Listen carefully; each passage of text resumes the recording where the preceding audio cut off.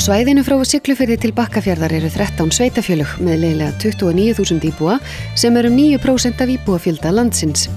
Á 50 dögum í vetur ætlum við að flakka svæðið og kynnast því sem það hefur upp á að bjóða.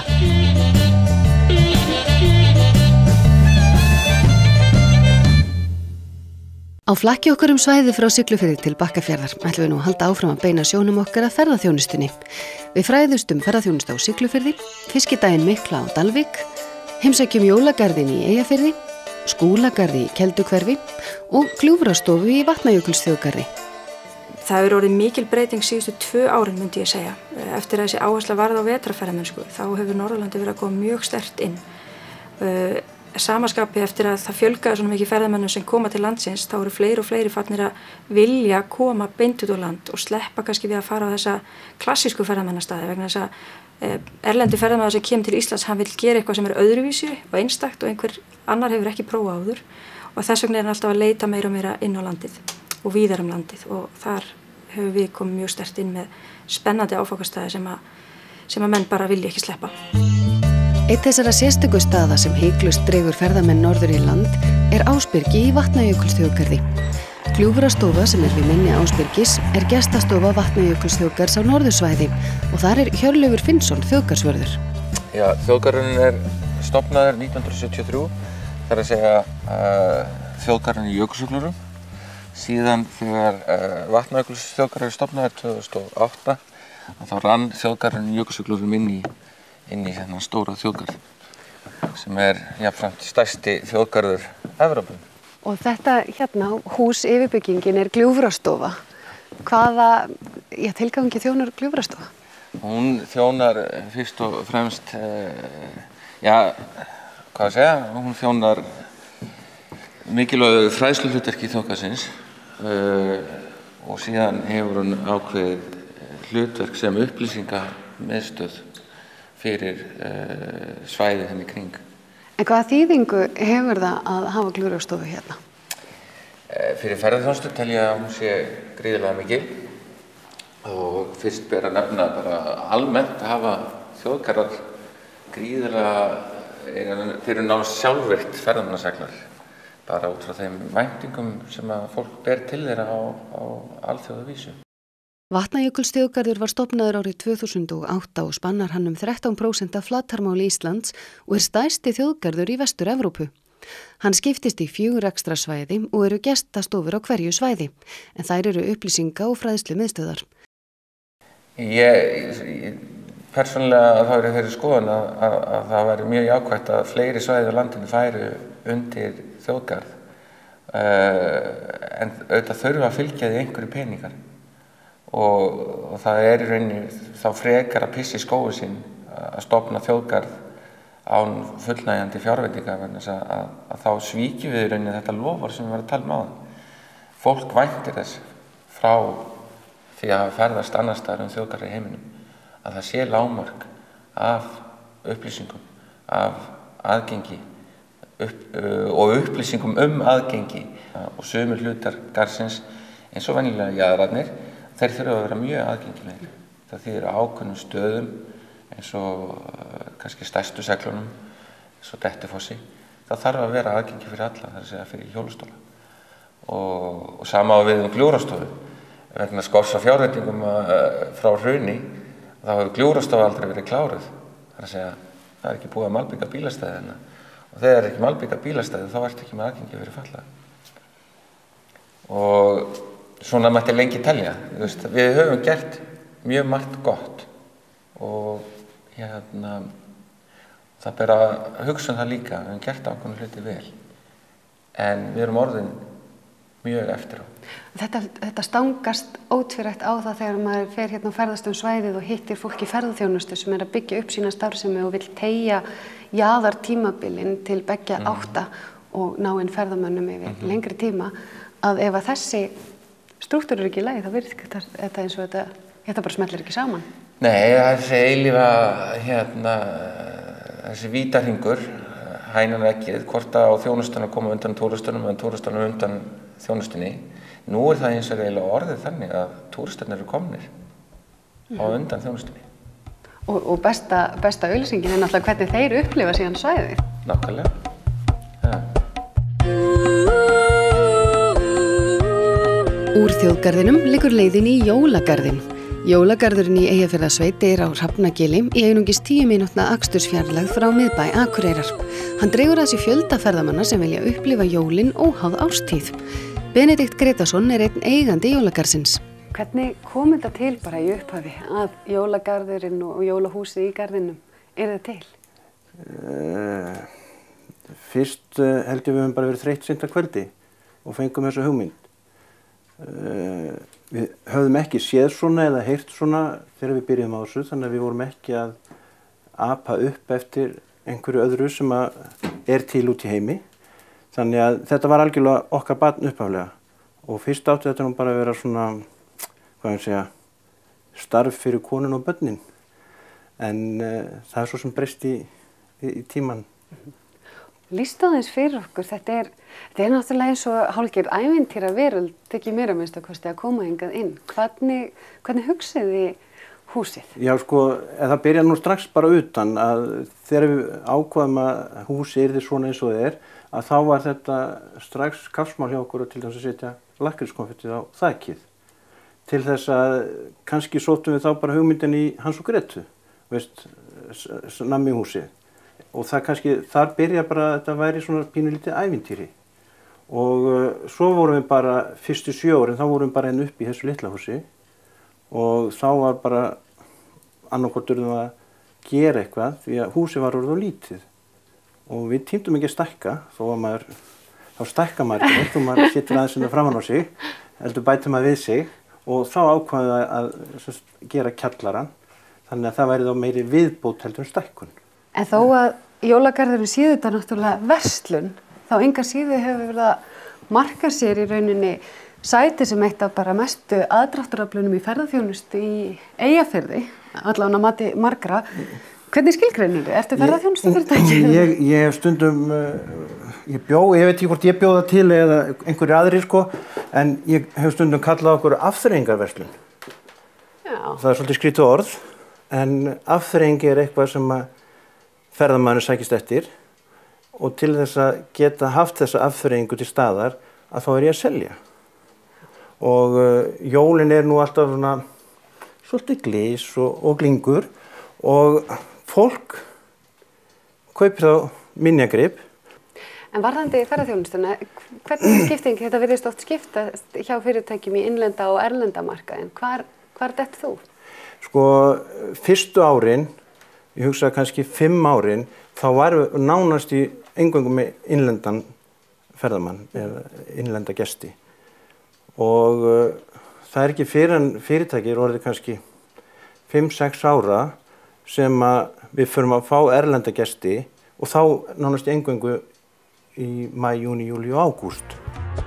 Í Jólagarðinum seld handverk frá 40 til 60 íslenskum aðilum, en þar einnig seldar innfluttar vörur og vekja sumar þeirra meiri eftirtekt en aðrar. Já, það var hérna ein sem að vera að koma augun í sem einhvern veginn svo röng og áhugaverð en samt svo rétt. Já, við stóðumst ekki mátu þegar við sáum þennan í lista sem við verslum mjög oft við og þetta svona collection-lína, við slettum smá. Og hann var hérna með Jesúbarni og okkur fannst þetta svona svolítið en við létum samt vaða. Já, þetta var eitthvað. Þetta eru 2 góði gæjar. Já.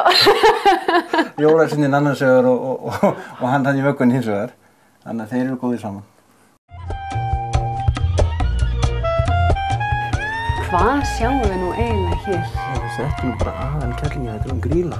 Þetta gríla? Já. Og ég veit það nú bara eigin raun að krakkar geta orðið skítræddir. Já, ég heyri stundum svona Mér sem mér brá. Þá veit ég að einhver hefur séð hana sem ég ekki vitað um hana. Það er mjög algengt. Og ég hef oft verið spurður að því hvort að ég ekki að láta hreyfa. Ég held að það væri of ógnvekjandi. Hún dálítið ógnvekjandi. Já, ég hef nú stundum sagt að við krakkana að ég sé að passa jólin. Ef þú tínir jólunum, þá getur alltaf komið til okkar og fundið þau. Já. Og börnin skilja þetta ekki, en sumir fullorðnir, þeir tína jólunum og þá geta þau komið til okkar.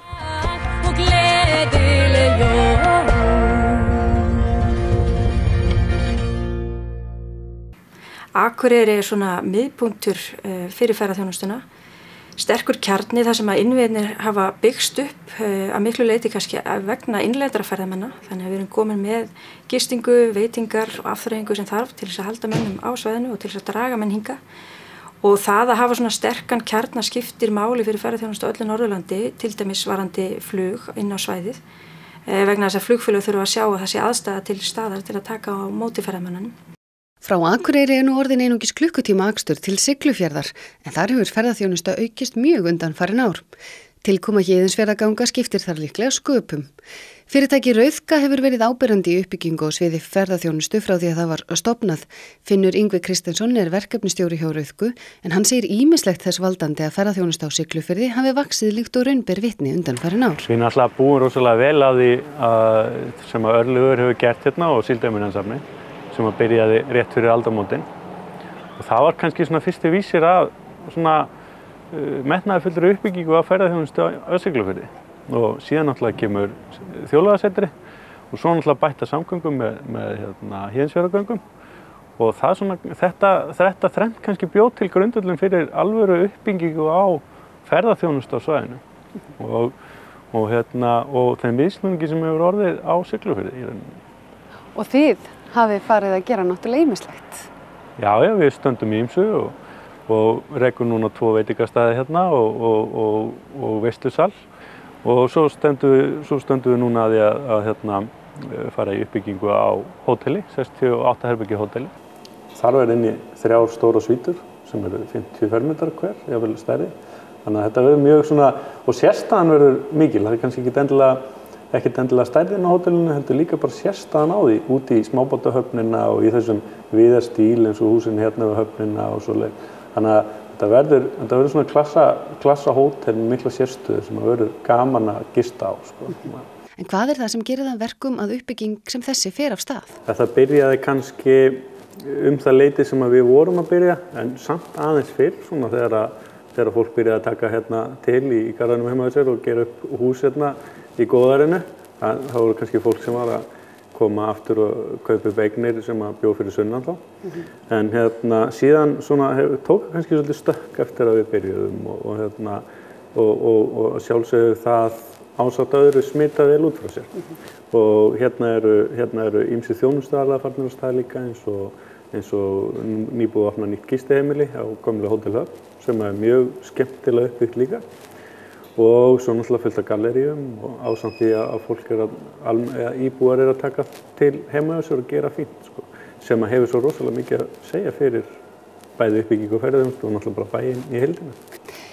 Hvernig sérðu fyrir þér framtíðina? Framtíð Siglufjarðar er mjög björt. Ég held að það sé alveg klárt mál. Maður veit eins og með hótelinu, bara á þeim samskiptum sem við höfum átt við ferðaþjónustuaðila núna síðustu 4 ár, er það að það vantar svoleiðis fjárfestingu, það vantar svoleiðis framkvæmdir og hótel. Og við veitum það að ef við myndum ekki fara í svoleiðis uppbyggingu, þá værum við svolítið komin á endastað með ferðaþjónustu uppbyggingu. En að samaskapi svoleiðis uppbygging hefur það mikið að segja að maður sér kannski ekki endilega endan á uppbyggingu á ferðaþjónustu svæðinu við þá framkvæmd. Þannig að ég held að þetta sé mjög bjart framundan hérna og miklu möguleikar. Bæði fyrir okkur og eins alla aðra sem vilja gera eitthvað í kringu.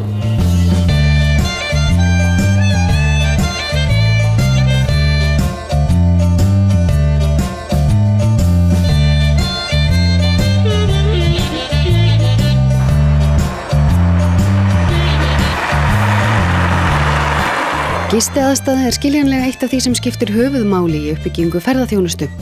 Í Kelduhverfi í 50 km fjarlægð frá Húsavík hittum við Axel Ingvarsson, en hann rekur þar hótel í Skúlagarði. Ef við ekki bara kíkja aðeins inn? Jú, endilega. Það er aðeins yfir þetta. Skoða þetta. Hvaðan kemur nafnið Skúlagarður? Skúlagarður kemur, húsið heitir eftir Skúla landfógeta Magnússon með fæddur í Keldunesi. Sem er hérna bara rétt fyrir ofan, kilometr fyrir ofan Skúlagarð, þar er Keldunes og þar fæddist Skúli og styttan þarna sem við sjáum, Hún til minningar skóla, eða reisti heiðurskóla, minningar skóla Landvörgeta. Og sagan segir að morgunin sem hann fæddist hafi örn sest á bæjar til í Tjörnesi. Þetta örn þarna á súlinni. Jæja. Þetta húsnæði, þetta var hvað, gamalt skóli? Þetta var byggt sko 1953, árunum 53 til 59, sem félagsheimili og skóli. Hérna sko félagsheimili salurinn eða hvað við erum að kalla það. Mér finnst hann geggjaður. Já, hann er eins og bara úr einhverju sko bíómynd. Hann er mjög skemmtilegur. Og haldið þið einhverja skemmtanir hérna á svona? Já, það er alltaf réttaball hérna. Hér? Já, alltaf réttaball hérna. Við erum búin að vera með réttaball hérna núna eftir ég tók við öll árið. Og svo er náttúrulega þorrablót og svona söngskemmtanir. Þannig að skólagarður líka ennþá svona félagsheimili. Já, hann er það sko. Svæðisins. Það var eiginlega eftir skiljónum sem við settum fyrir því að þegar við fórum í breytingar á húsinu. Já. Að það yrði áfram nýtt sem félagsheimili fyrir sveitina. Þetta tjald, þetta er náttúrulega eins og leikhús. Já. Veistu hvað þetta er? Já. Það er kona vestur hún Skaga fyrir því sem saumaði þessi tjöld. Já. Þau voru sko, þetta er ekki upphæflegu tjöldin, þetta voru gerð fyrir einhverjum 10-15 ára þessi. Þau eru mögnuð. Og hérna er svona framtíðar svæði fyrir heita pottar og öllaugar sem við ætlum að setja. Og hérna eru herbergi sem er gengið inn í utanfrá. En það lítur að vera ákveðin áhætt að fara út í svona fjárfestingu og drífa sig í stækkuninni. Var það auðveld ákvörðun að demba sér í þetta? Sko, í mínum huga var það svona auðvelt að sko fara á stað en svo náttúrulega koma heilmörg ljón á veginu þegar þú ferð að skoða þetta. En þetta gekk mjög vel, þetta gekk frekar rætt fyrir sig. Menn og ákveðnilega að gera þetta eftir menn ákvaða að fara á stað og þá gekk þetta bara og 2 mánuðum þá var allt komið á fullt og hérna það var ekkert aftur snúið. En þó að þú sért rekstraraðilinn, þá ert þú ekki einn á bakvið þetta allt saman. Hverjir eru með þér í þessu? Nei, það eru margir góðir aðalega hérna sem koma aðeins með okkur og það hefði aldrei gengið öðruvísi við ákvaðum að fara í það að bjóða fólki eða að spyrja fólk hérna í sveitinni og svona viðskipta aðalega okkar hvert að ég hefði áhuga að vera með ef við stofnum hlutafélag og það gekk ágætlega, við söfnum þó nokkru hluthafi og tókum svo lán út af þetta og þetta gengur, allavega gengur þetta en ég er ekki komin á hausinn ennþá. Nei. En það er náttúrulega nákvæmlega ekkert að þessu útsýni hérna. Nei, það er mjög fallegt. Það er mjög fallegt útsýni. Hvað sjáum við hér ef við horfum á? Við sjáum hérna, náttúrulega hérna á vinsturhönd sjáum við Tjörnesið og svo hérna Sandana og náttúrulega Öxarfjörðinn, Öxarnúpinn og þannig sjáum við Kópasker og Silfurstjörna. En það er náttúrulega þessi víðátt á auðn sem að maður heyrir að margir ferðamenn erlendir sérstaklega eru að sækja í því að þú finnur þetta ekkert hvar sem er. Er það alltaf þegar þú fær fólk, kemur það þér ennþá óvart hvað það er sem fólk var að sækja í?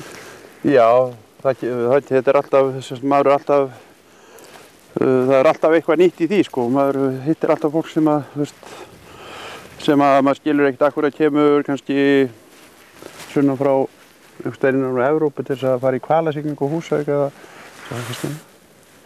Já, það eru sérst fiskar hérna. Hérna eru fiskar, já. Ég er búinn að sjá hérna 3. Já, sem eru bara hér? Já, sem eru bara alltaf hérna. Þú ert ekki búinn að skýra þá? Nei, ég er nú ekki búinn að skýra það.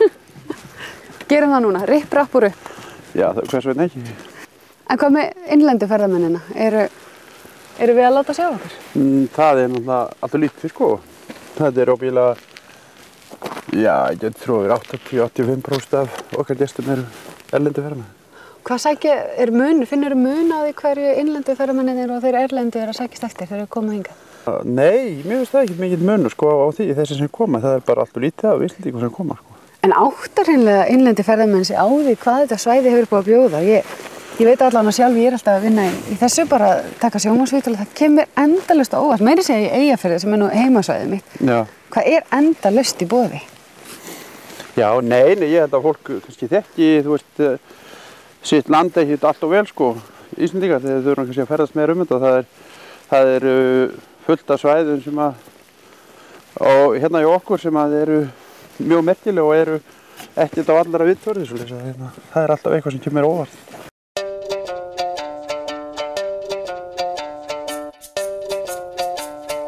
Svo mín skoðun er svo okkur vanti betri aðstöðu til móttöku ferðamanna, hvort sem það er stærri veitingastæðir, meira gistirými og bættar samgöngur. Það er náttúrulega, við erum komin með góða vegi hérna ströndina austur og nýja vegi yfir Hósgarð og sléttan er mjög fallega farin að gamla veginn, ef það er nógan tíma þá ferður það bara.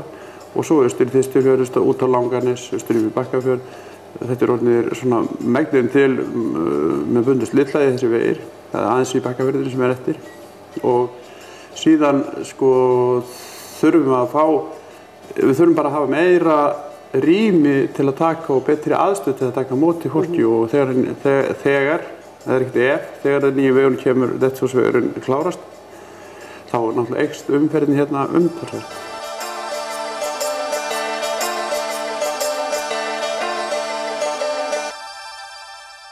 Margir binda vonir við að með bættum samgöngum, til dæmis Dettifossveg, megi fá mun fleiri ferðamenn á þetta svæði, enda aðdráttarafl náttúrunnar mikið.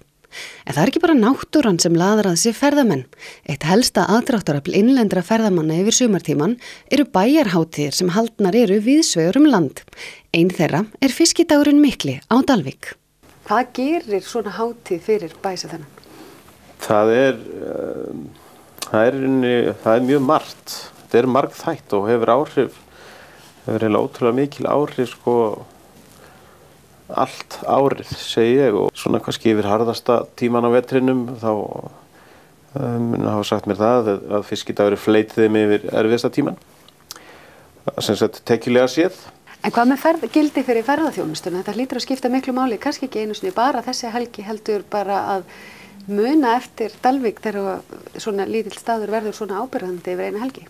Klárlega, þetta er eitt sem að rekordfyrirtæki sem er ekki hér sagði við mig eitt sinn að þið áttuð ykkur enga veginn á hvað þetta er gríðarlega mikil auglýsing, þó svo að upplagið að þetta sé ekki sett þannig upp að kynna eitt en eitt. Þetta er svona bara eins og markmiðið er þetta, koma saman, hafa gaman að borða fisk og þannig er það. En hann segir, og þess svona auglýsingu er rauninni, þið getið ekki keypt ykkur annars, skilur. Ef einhver ætlaði sér að kaupa þessa kynningu, þá bara er það ekki hægt, að þetta er með allt öðrum hætti. Það er þessi ákveðna ímynd og þessi tenging við þetta og þetta hefur gengið vel og verið jákvætt.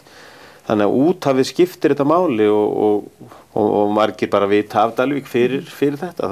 Maður heyrt þær sögu líka, þannig að þetta skiptir máli. Já. Og það gerist ekkit allstaðar að fólki í samfélaginu leggur bara sitt af mörkum í sjálfboðaliða starfi, þó það fái hráefni til dæmis á súpukvöldi eða annað, það leggur sitt af mörkum í rauninni bara markaðsherferð. Það er akkurat þannig.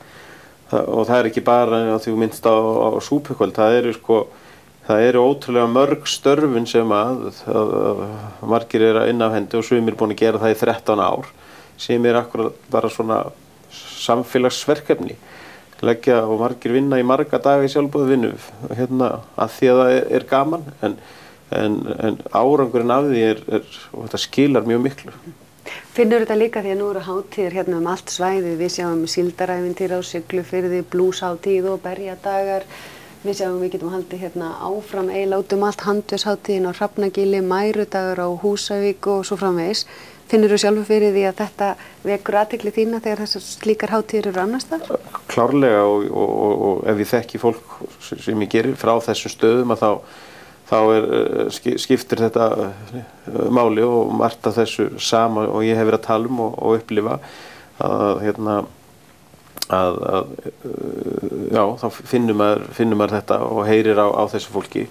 Þannig að þetta, það sem ég var að segja, er á við miklu fleiri heldur en þó að það séu 20 staðir með 20 mismunandi hátíð, þá er þetta 20 mismunandi aðstæður og breytur og áhrif sem það hefur. En þetta skemmtileg, góð, áhugaverð hátíð, hún skilar gríðarlega miklu.